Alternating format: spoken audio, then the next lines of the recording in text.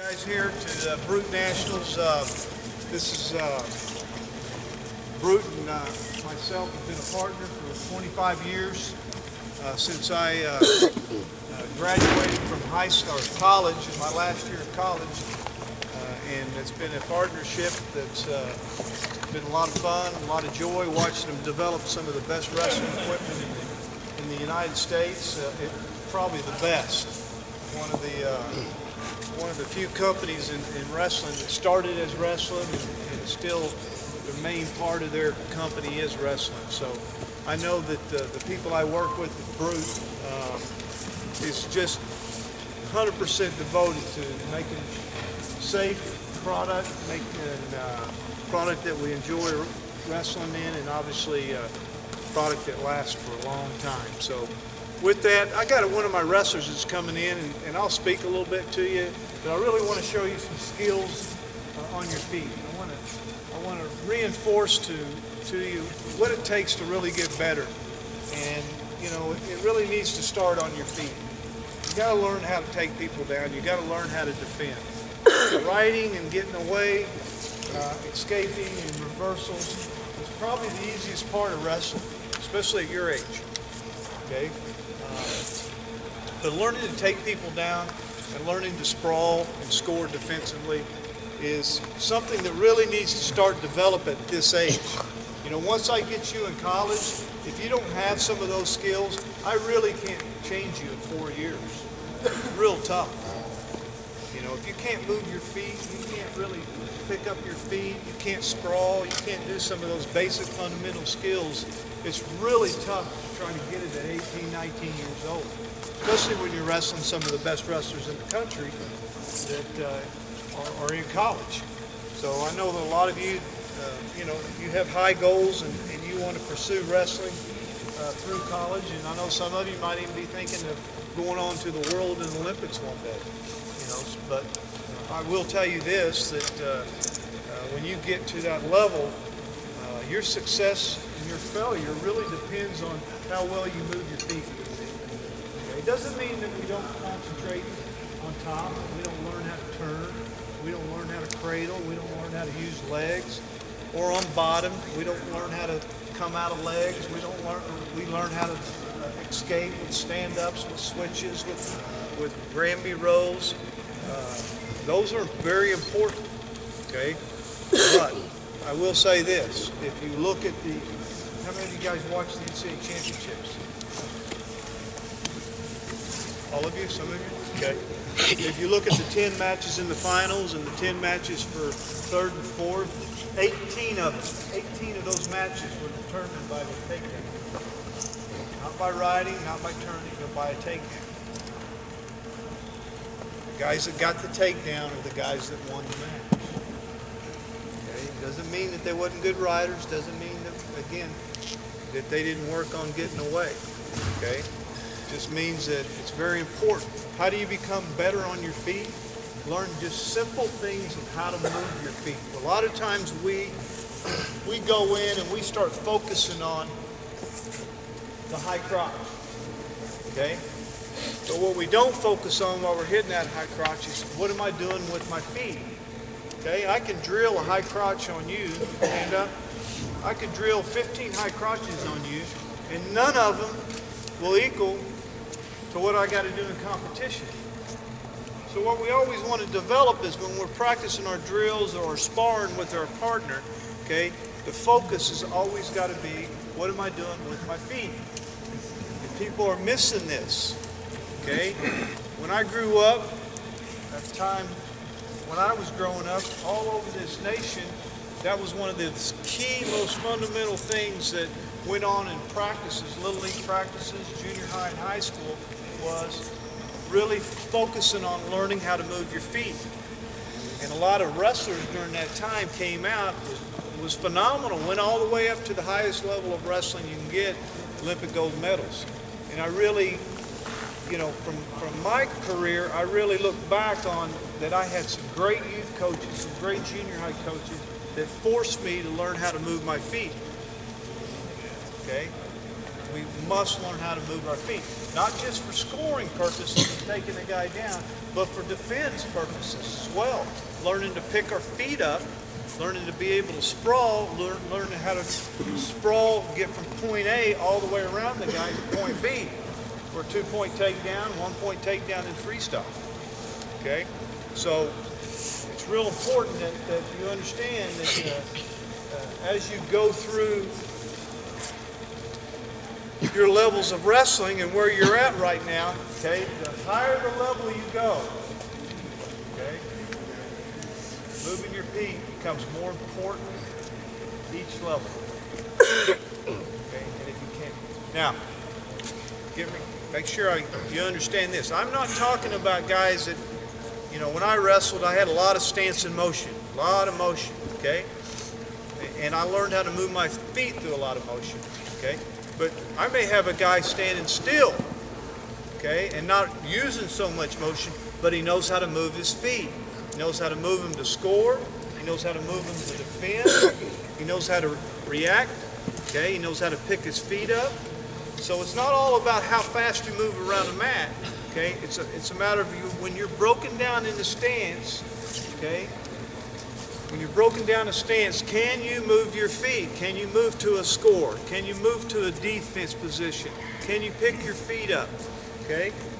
And what you need to understand is that most of you right now, I got a lot of young people here, most of you are uncoordinated right now in developing them. Meaning you can't be where I would want you. Just impossible, okay? But the earlier you work, the earlier you develop those skills, the earlier you build the power in your hamstrings, your quads, okay, your hips, being able to build that strength, and the more you practice it, the more it becomes natural to you, okay? I will say it's a process over about 6 years if you're 10 years old, okay? And that's if you practice it on a daily basis. So I'm just going to show you a few drills here. Albert White, which is one of my wrestlers that wrestled for me, came from Illinois, junior college national champion. How many times you win state? Four-time state champion out of Illinois. He was coaching in Georgia last year at a junior college, and now he's back at Oklahoma State.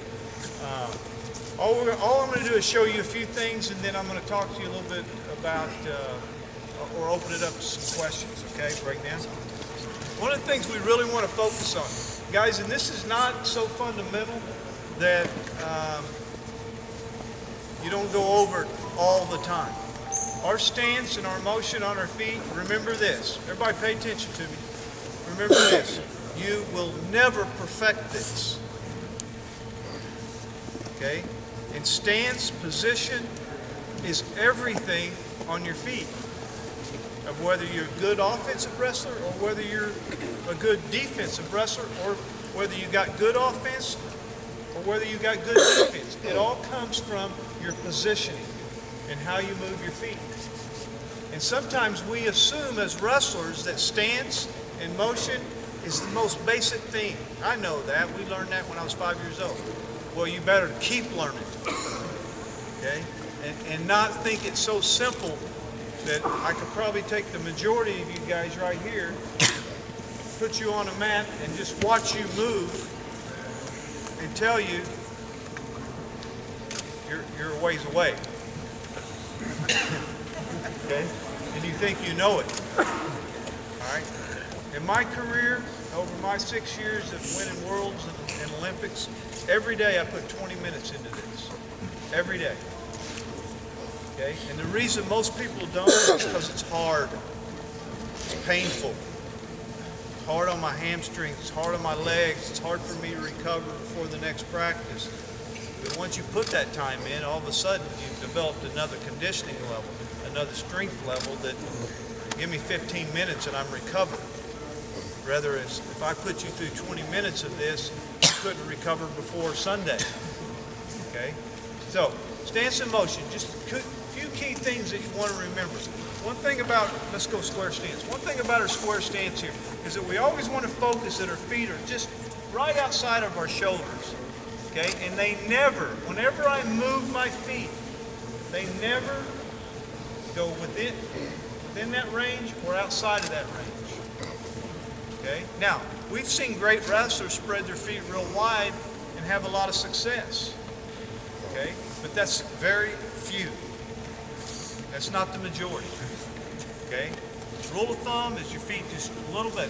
So from here, what we do is we learn to move our feet from here in little circle drills or forward drills. But I'm just going to have him circle here. And what I want to see is that I want to see that head stay level, and I want to make sure that Albert, okay, is not bouncing around here. His body's not going everywhere. His hands don't drop. All of a sudden, when we start wrestling and we have to move our position, probably for 90% of my guys, our position to get lazy. We'll start reaching, we'll start extending, we'll start doing things that take us out of good solid position. Elbows always in the pocket. When I say the pockets, I have pockets right here in my jeans. Okay, I want them right in the pockets. I want my elbows back. Hands slightly, knees slightly bent, thumbs up, hands slightly curved. Okay? Strong position. I want to look at this guy and I can watch Albert move and I'm go, this guy's a pretty good wrestler. I don't care if I've ever even seen him wrestle. I can just watch him move and going, this guy's pretty good. Not knowing his record, not knowing who he is, not knowing anything. You can get that from just watching somebody move.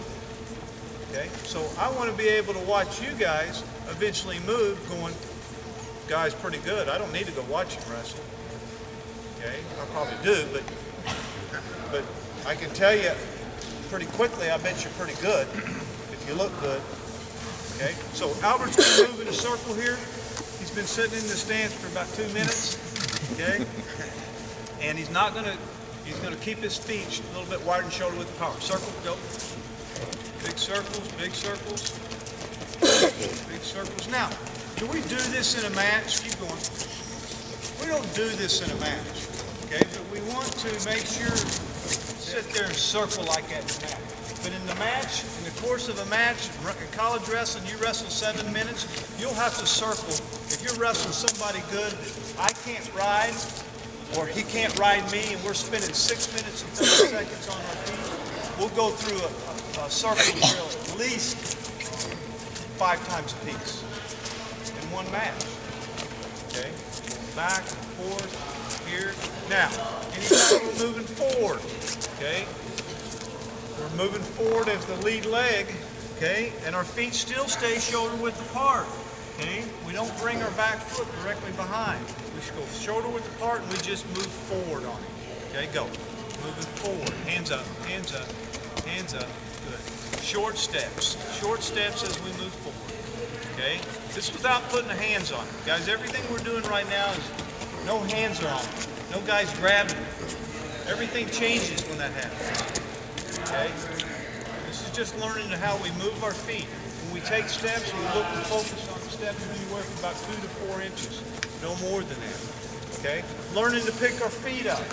Little drills that we do, sprawl drills. Is all I'm going to do is say, or all Albert's going to do is pick his lead leg up. He's not going to sprawl. Ready, go. Pick it all the way back. Heel to your butt. Go.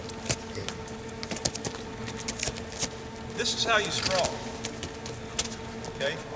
A lot of times we want to sprawl with the whole body. We want to take the whole body back. Just throw your body back and sprawl. Go. Just throw it back. Throw it back. Okay, no, I want you doing it wrong. Throw it back. Lock your knees out. Okay, he's doing it right. He doesn't know how to do it wrong. It's good. A lot of times we'll lock our knees out. We'll lock our knees out. We'll throw ourselves up. Okay? Good guys that sprawl well, all they do is pick their feet up. And their body does the rest. Okay? So all Albert's going to do is pick his foot up when he sprawls. Right there. Now sprawl, go. Okay? Learning to pick your feet up. It's the same way with penetration. If Albert's going to post-high crotch, okay, he's going to pick his foot up to penetrate. Okay? So the better we get at picking our feet up, the better we get offensively and defensively. And those are easy drills. Let me share something with you. That takes a lot of hours, fellas. A lot of hours. Okay? Come back out. So you can tie this all together, square stance, moving in a circle, moving forward, straw, and circle. Back up, circle, circle, square stance, forward, straw. Again, circle, moving forward, straw, circle, moving forward, post high crotch, straw, circle, forward, straw, circle, forward, high crotch, double. Keep going. Working tonight. Notice I didn't suit up. Okay. So, fellas, this is one of many little skills. There's a lot of good coaches out there that got a lot of different skills of moving your feet. Okay. One drill that I did when I was in junior high, and I did it all the way till I retired. Back up off the circle. One of the most demanding drills I ever did was I straddled the line here, and all I really planted it forward. What are we doing when we pick it up, plant it forward? What are we doing? More likely we're on the offense. Okay, we're posted. Okay, once I pick the foot up and I step it back, I'm sprawling. Okay, and all we're doing is picking our feet up. But what I want out of Albert, okay, is to stay in that bend stance, and he's done this, and staying with those feet a little bit wider than shoulder. I don't want him to break down. I don't want his position to break down. Okay? Head up, go. Quick.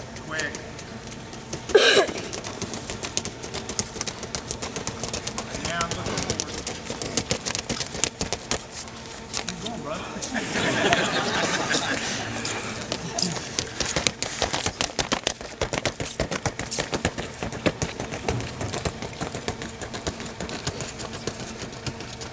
Good. Now, Albert, about 18 months ago, we probably went around this mat 10 times. Okay? Now, with this drill, you can do this. If you get better shape and you're holding better position, you just follow the guy and you pull his head. About every 10 steps. Go.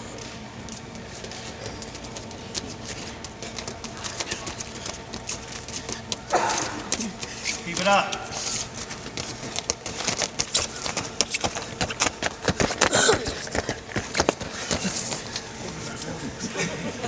Water.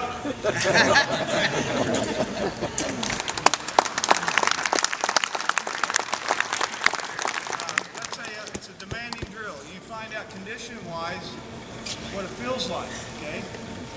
Most of those little drills that we've covered here shortly have been free of any pressure on us. What's pressure meaning? It's when somebody grabs a hold of us. What do we do? Okay? One of the biggest problems that I have when I get kids is when somebody grabs us, okay, we go over the top, we extend rather than fighting back inside, keeping our hands close to our face. Notice is this, guys that are really good with setups and position, they always have their hands close to the face. Okay? The elbow control, the inside control, your hands are always close. Okay? Right here. They're always here. They're never reaching. They're never getting their hands away from their body. Okay? Post high crotches, elbow control, high crotches, inside control, swing singles, high crotches. Okay? Passing elbows. Hands are always right in here, in position, bent arms. They're not getting their arms away from their body. So what you need to remember is this, reinforcing how important your feet is that you need just to learn how to move first, because once somebody touches us, the whole game changes. Okay? And you need to first develop that strength and endurance and just being able to hold position first before you really get too trying to jump and learn too much too quick. Okay? So I want you guys to know that I've taken 4-time state champions or 2-time state champ, the outstanding wrestler in the state, and I've had to break this down and cover this with them so they could win a few matches for us as freshmen. Okay, and hoping that they would develop through their career and eventually be All-Americans or national champions. So don't underestimate it. Anything you can get on foot movement, on skills on your feet, on sprawls, make sure that you watch it. You guys have so many opportunities with as many videos out there in wrestling that there's a lot of great people to learn from, not just me, trust me, there's a lot of great people that can teach some great skills. But I will reinforce this. Until you get better on your feet, okay, it's going to be tough to get where you want. Okay, and it's not,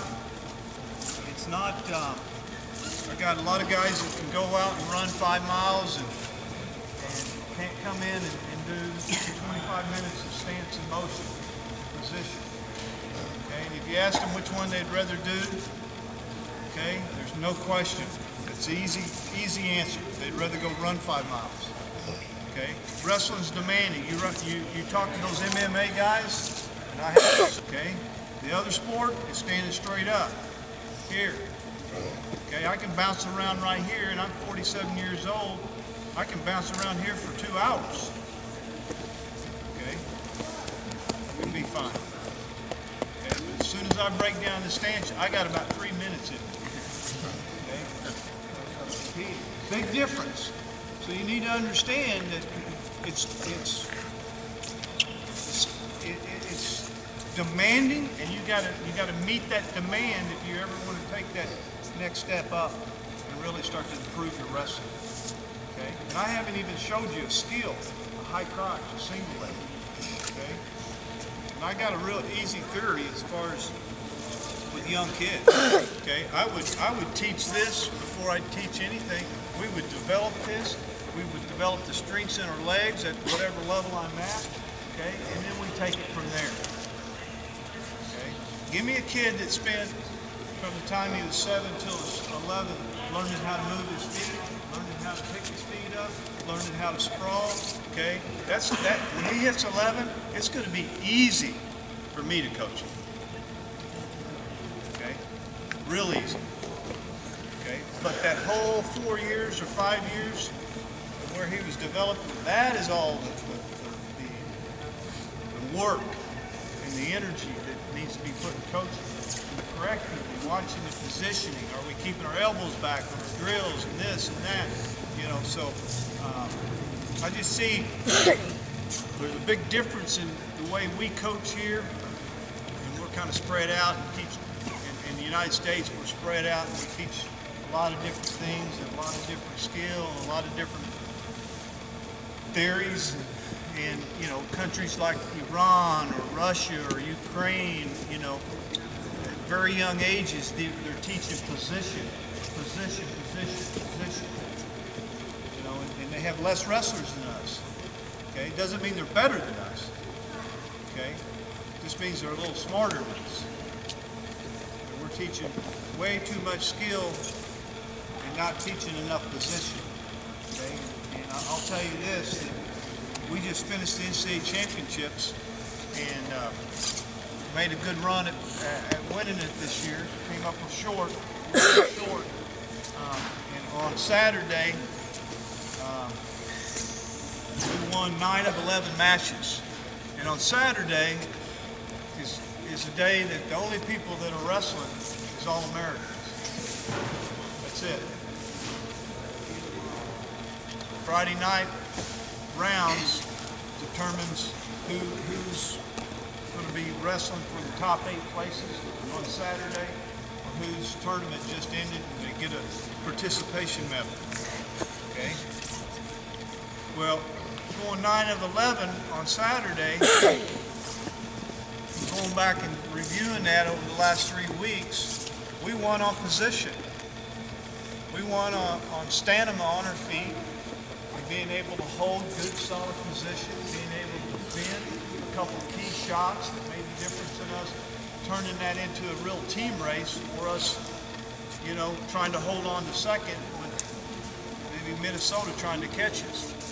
But you don't win 9 out of 11 matches without position on your feet.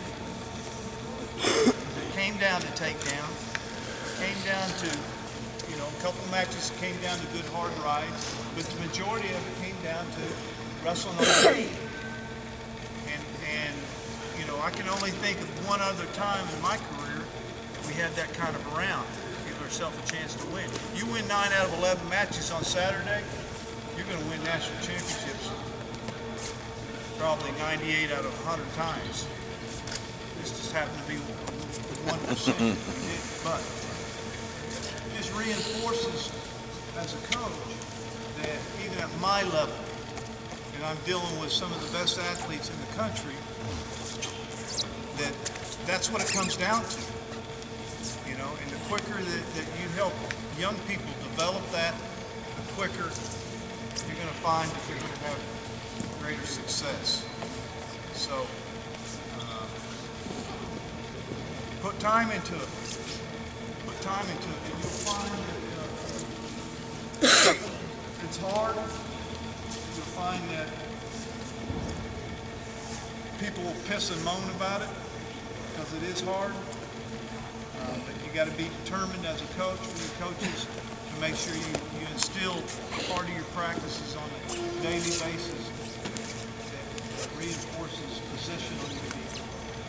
Don't get too gung-ho about teaching double legs, single legs, high crotches. Don't get me wrong. You got to put some of that in there. There ain't no question. But if you don't have good position on your feet, if Albert came out and he's wrestling me, okay, he doesn't have good position, he ain't gonna score anyway.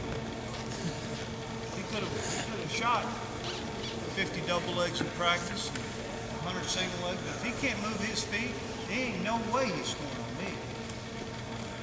Okay, well, he wouldn't score anyway. Okay, so, you know, Albert actually had great movement to take just about anybody, okay, with a double leg. It came off his great movement and his position on his feet. Okay, so put your time into it, making sure that you reinforce it. Remember, it takes a little bit of a journey to really get where you want. Okay. Remember, I told you for 6 straight years I spent 20 minutes a day on this.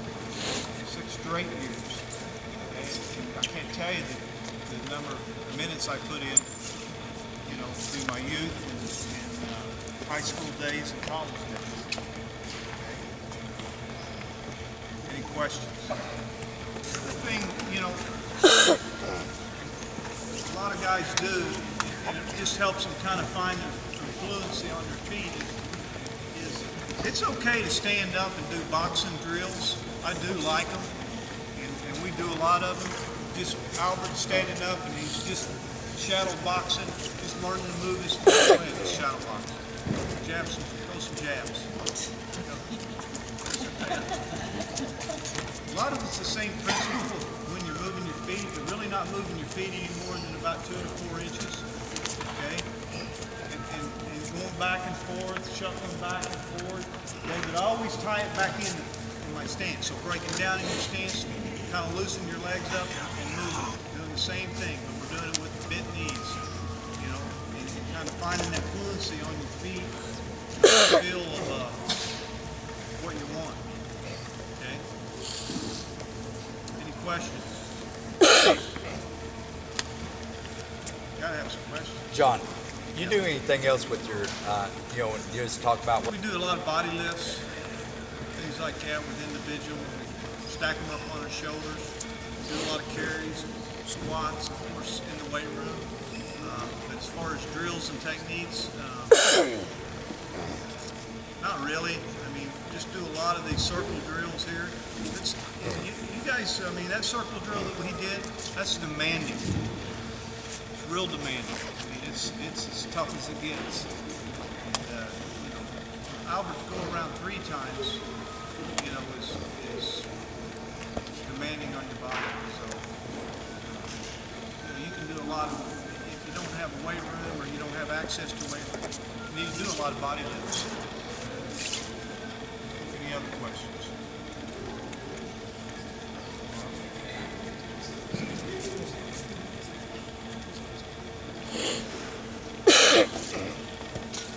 Question was about the Olympic wrestling. I'm on a committee called CPAL, Committee to Preserve Olympic Wrestling. We're in a good place right now. You know, it was a big surprise for all of us. I'm not going to get into the details of it too much. I will say that it was a criminal act from the IOC and unjustified. And I better be just careful. You got cameras on me. It wasn't justified. There was no merit to it. Came down to my mind, royalty that was on this committee, and that was basically it. And in the end, the world cried out. They heard us, and it doesn't mean anything. It just means that we're in a better place since that news came out. On May the 18th, there's going to be a vote in St. Petersburg that will move 3 sports to a final vote in September. We need to make sure we're moving forward. I'd be devastated if we wasn't.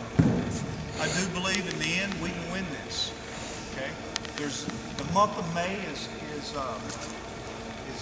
Wrestling Awareness Month throughout the world, not just the nation. There's going to be things going on throughout the world in the month of May. The Iranians are coming to New York City, wrestle a dual meet with the United States. And Russians got to get worldwide coverage. We're going to see many states doing resolutions in their House and Senate in support of wrestling. We've seen a lot of things happen since the news came out that has put wrestling in the public's eye like it's never been. Everybody hear what I just said? Wrestling is in the public's eye like it's never been. So this thing could end up being one of the greatest things for our sports that's ever happened. You don't get this type of publicity worldwide. I did a video immediately following the news that came down from the IOC that was covered by 186 different countries. You know, I couldn't do an interview that was covered by 186 different countries. Anything. So, why is that? It's because there is people that respects wrestling, thinks that wrestling should always remain in the Olympics, but you got to justify yourself. Just because you're in a sport, or just because your sport was in the original Olympics, doesn't mean you should be in it now. Okay? But what we need to make sure, and as you get into your state, you're going to have things going on in the month of May that's going to be wrestling awareness that you need to participate in. In the state of Oklahoma, we're meeting at the state capitol on May the 8th. We plan on having close to 25,000 people that week. Okay? And people need to be educated about wrestling and where wrestling stands in the world. Okay? And as far as just giving you a quick education on it, as far as in the Olympics, we're probably one of the most diversified sports in the Olympics. We got more countries that participate in wrestling. It's one of the top 3 sports as far as the number of countries that participate. Okay. As far as the number of athletes, it's one of the hardest medals to earn in all the Olympics. For the number of medals that are presented in wrestling compared to the number of athletes, it's one of the hardest medals to win. Okay? There's far more athletes than there is medals. In a lot of sports, it's just the opposite. So those are the strengths that wrestling has. And we're not just saying you should leave us in because we were original sport. You should leave us in because we're one of your top sports. And the criteria of what the IOC is looking for, we're one of your top sports. And they know it. They know it. I do believe that they, again, I got to be careful here, I'm on camera. I gotta be careful. Just we're in a good place, and make sure that whatever happens within your state that's going to do wrestling awareness, that we're in the eye of the public. Things that are going to come out in May are going to go all over the country. Okay? Articles that are written every day right now in the sport of wrestling on the IOC's decision to drop wrestling is phenomenal. Every day I see a chart of articles, anywhere from 50 to 200 articles a day that are written right here in the United States. Okay? And this is our chance as a sport to really create awareness, the health of our sport, what it does for young student athletes, how it develops them, how it develops their character, everything in wrestling that we do is survival skills for when we're done, adversity, endurance, condition, learning how to eat, learning how to, deal with winning and losing. I mean, it's just everything that life skills gives us comes through our sport, and we just need to be reminded that we share that with the world and the public in the United States to continue to create great awareness of our sport, because we'll never have a time again like this. Okay? Ever. The eyes are on us. What does that mean to us as student athletes and students in school? We expect you to be on the best behavior. We expect you to be the best student athletes on your campus, in your school. Okay? We expect you. I expect you as a wrestler, and you can ask my wrestlers, I expect them to be the best student athletes on their campus. Both academically. Now, I'm not saying you got to make straight A's. I'm saying that we go to class, we get up and go to class, we make sure that we're behaving, we make sure that we're promoting our sport, we make sure that we're not being bullies and punks on the street, we make sure we're dressed well, we make sure that everything that we do is representing our school and our colors. And I expect the same from you. I don't want anybody to badmouth wrestling because of some guy is being a punk. You don't behave yourself, that you don't go to class and you don't work in there, and you don't study hard, and you don't do the things that you're supposed to be doing. It's easy for them to go, oh,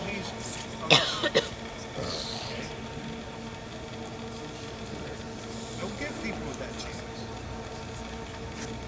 And those are the things that we need to be focused on as coaches, making sure we remind our youth programs, our junior high programs, what do you expect of that student athlete off the mat when he's not in the practice? That's what a coach does. He builds people off, he builds their character up, he builds their morals and their ethics up. That's what a good coach does. It's not just about winning and losing right here in the center of this mat. It's about what are we doing for these student athletes outside the mat. What is expected from them? And if you don't give them those expectations and you don't hold them accountable to them, okay, then you got problems. So I look at this decision from the IOC as maybe we didn't do some of that. Maybe we didn't cross our T's and dot our I's when we need to be doing that off the mat. Okay, now, I think a lot of it was leadership. The reason why we were in this situation was leadership. It's the people that were leading the world of wrestling and our Olympic movement was poor leaders. Bottom line. If I was leading it, this wouldn't have happened. I can promise you that. Why? Because I would have made sure that I didn't assume that we were okay. You always assume that we're not okay. And then you're going to be busting your butt doing the right things. Whenever we start feeling a little bit comfortable, it seems like always we go the wrong way. Right? Same way in wrestling. As soon as I start feeling like I can beat anybody, I get beat. So as coaches in here and as fathers and others, whatever, we got to recognize that we got to lead. They'll be leaders. You know, you got to give those expectations, require them, and then follow through with them. So, it's a great time for wrestling. I'll just say that. You know, when that verdict came out, it was like the world came crashing down. And then as the days passed, I realized this is a great opportunity. This is great, and I'm going to tell you, that's the way we're utilizing it. That's the way the committee's utilizing it. That's the way the world's utilizing it. We've had presidents over, I think it was 26 as of yesterday, 26 presidents of their countries that come out and spoke out against this movement of dropping wrestling in the Olympics. 26 of them. You know, so that's pretty powerful. It goes all the way to the top. And just make sure that in the month of May, wrestling awareness, we do what we can. I'm sure in the state of Missouri, they have a plan of what they're doing. I'm sure in the state of Kansas, they've got a plan. Make sure you find out that plan. Go to the website. Wherever they're doing, make awareness of wrestling. You need to participate. Okay? Because we're not just doing this for wrestling to get put back in the Olympics. That is the main goal. But all the goals underneath is to continue to help wrestling's awareness throughout our country. Okay? And why do we want to do that? Well, because I think there's going to come a time when wrestling has an opportunity to be picked up in colleges, more colleges across this country. Okay? When you look at the participation of wrestling in several states, okay, and you look at some of the universities and what sports they have in male sports, female sports, and you see that your state has more wrestlers than several of those sports in high school and junior high, well, that gives a merit. A lot of merit. Why are we not serving our athletes in our state? And we're seeing those numbers start to increase, especially in youth and junior high and high school. And just make sure you remind yourself that this is a bigger thing for just us getting wrestling. It's awareness. Let's put it in. We got an opportunity to be seen. We need to make sure we utilize it. How many of you guys know if something's going on in your state in May? It's Worldwide Wrestling Awareness Month, the whole month. Okay? And you're going to see things. You'll see things on ESPN. You'll see things on NBC. You'll see things on Fox News. You're going to see a lot of wrestling in the news in the month of May. Just make sure your state is participating. Any other questions?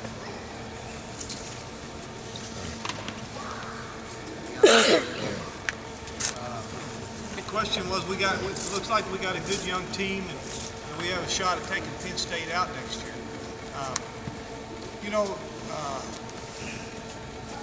Whatever your team looks like, and you know as well, whatever your team looks like now can change a year from now in March. And yeah, we got a good young team. Yeah, I can see my team challenging for national championship honors next year. Okay, but it's what you do right now that's going to determine what happens in March. And I don't mean training-wise, but your planning-wise. What's going to happen here? Okay, what are we going to be doing this summer? Is everybody going to be participating in the goal of winning a championship? You know, how many guys have we known that's wrestling in college and was third in the NCAA championships and next year didn't place? Right? Tons of them. You know, well, you don't beat a team that's tough as that. So, as a coach, you need to make sure right now that that kid doesn't go from third to nothing, but goes from third to first. And that's work.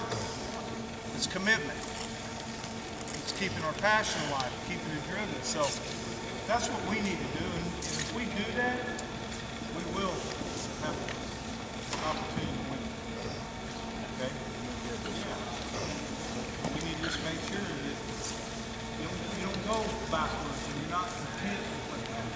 You're moving forward and trying to win. So I'll close with this. As some of you young guys, and I'm going to close with my comments towards the wrestlers out there. Okay. Keep in mind this, that if you have high expectations and one day you want to try to move on to college, have that opportunity. I think that for a lot of you young guys, I do believe there'll be more opportunities for you. We've added over 200 and I think 268 programs over the last 12 years. We've lost some, but not nearly that. We're adding programs all over. The state of Oklahoma's added 2. You know, there's programs being added. Why? Because there's merit to add them. States are looking at the numbers of participants. Now, a lot of those numbers, a lot of those places that they've added in junior colleges, NAIA, Division II, Division I's about the only one has struggled, but the other divisions have increased. And I think Division I, eventually we're going to see an increase. Okay, but keep in mind this: if you're not a student athlete, that is an impossible dream for you. Okay, once you hit 9th grade, okay, the requirements, they're still creeping up. You need to understand what it takes to get in college. Okay, you need to understand that what's required of you to be a student athlete. When I look at student athletes across the country, first thing I want to see is their high school transcript. Okay, because I won't go any further than that. I can look at that and I can determine real quickly if this is an athlete I want. And you just need to understand that you want to be looked at and you want to have an opportunity to move forward from high school to college. Okay, I'm going to tell you that your transcript and your performance in high school is going to make a big decision on whether that happens or not. Okay, because there's no room for taking marginal people that have been lazy in high school with our academics and taking them. And I see it over and over again and don't understand, as tough a sport as we have and as hard as we work for some of you young guys, why you would even consider letting your academics fall short. Now there's some of you that have to work hard just to make average grades, I know that. But that's not most of you. Some of you. Okay? And I've taken marginal kids, but I've known that those marginal kids were hard workers in their academics. I'll take them every day because they'll do okay in college. They'll make it. They'll get a college education because they're hard workers. But if I take a kid that's not a hard worker towards his academics and I bring him into college, he ain't making it. I can't change him in that short time. You've had 18 years to figure this out. I can't change him. Okay? So it's real important that you guys recognize and appreciate that the sport of wrestling can give you an opportunity to make your life a lot better through your education. And take advantage of that. Okay? And make sure that those of you that have those dreams and goals move in that direction, that you take care of that. Because I will say that I've seen a lot of transcripts that have excited me. And the kid was maybe a one-time state champion and had a pretty good record. I'll tell you, they get on our radar quick. Okay? Quick. You know, it's not always the guy that wins four state championships. It's not always the guy that's the Fargo national champion. I'll tell you right now, I had 2 guys on my team that never won a state championship this year. It started for me, and one of them was an All-American. Why? Because he was as solid as they come. On the mat and off the mat, in the classroom, out of the classroom, in every way. That's why he got a shot. And I'll tell you, he had that type of character. So anyway, keep that in mind, fellas. Make sure you take care of your academics. Remember, it's the most important thing in your life. It'll take you everywhere. You know, if you want to wrestle and you want to move forward from it, it starts right there with your schoolwork. Okay? Any other questions? Okay, guys. Thank you. Good luck.